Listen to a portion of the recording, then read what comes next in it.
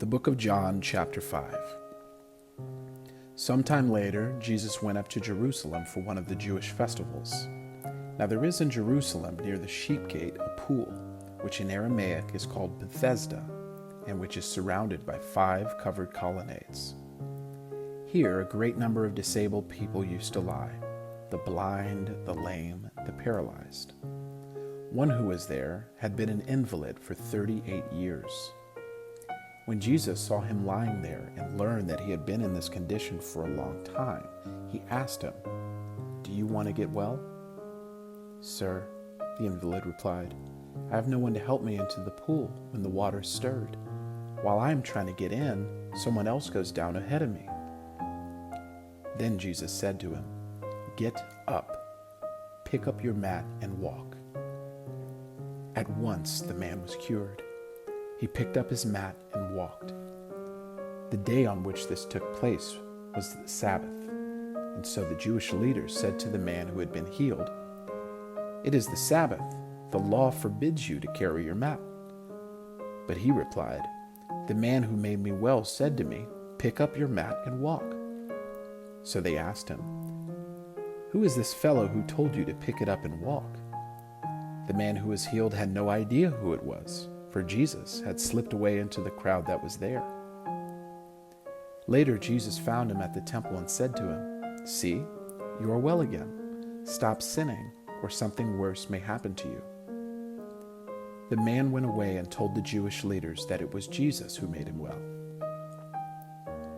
So, because Jesus was doing these things on the Sabbath, the Jewish leaders began to persecute him.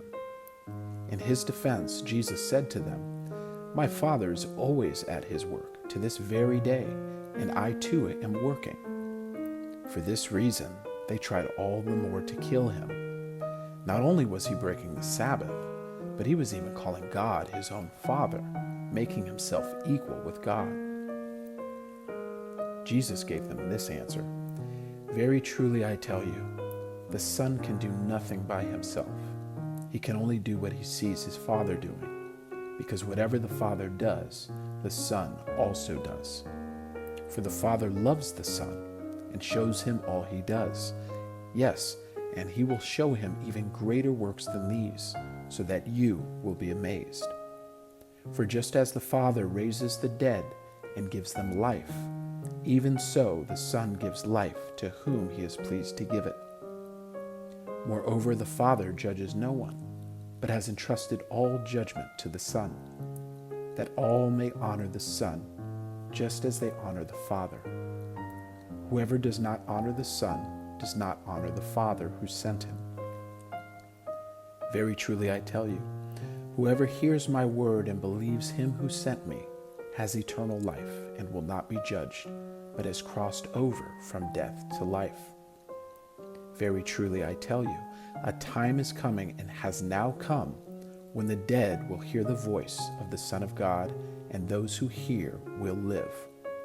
For as the Father has life in himself, so he has granted the Son also to have life in himself. And he has given him authority to judge, because he is the Son of Man. Do not be amazed at this, for a time is coming when all who are in their graves will hear his voice and come out. Those who have done what is good will rise to live, and those who have done what is evil will rise to be condemned. By myself I can do nothing. I judge only as I hear, and my judgment is just. For I seek not to please myself, but him who sent me. If I testify about myself, my testimony is not true. There is another who testifies in my favor, and I know that his testimony about me is true. You have sent to John, and he has testified to the truth. Not that I accept human testimony, but I mention it that you may be saved. John was a lamp that burned and gave light, and you chose for a time to enjoy his light. I have testimony weightier than that of John.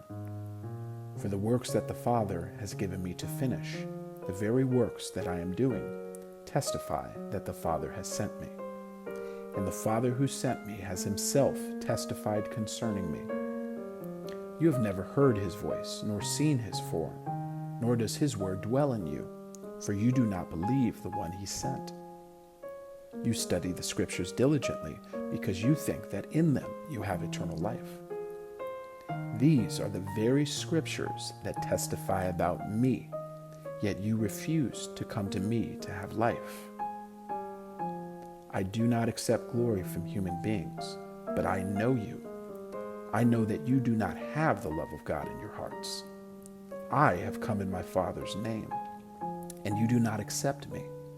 But if someone else comes in his own name, you will accept him. How can you believe since you accept glory from one another, but do not seek the glory that comes from the only God? But do not think that I will accuse you before the Father. Your accuser is Moses, on whom your hopes are set. If you believed Moses, you would believe me, for he wrote about me.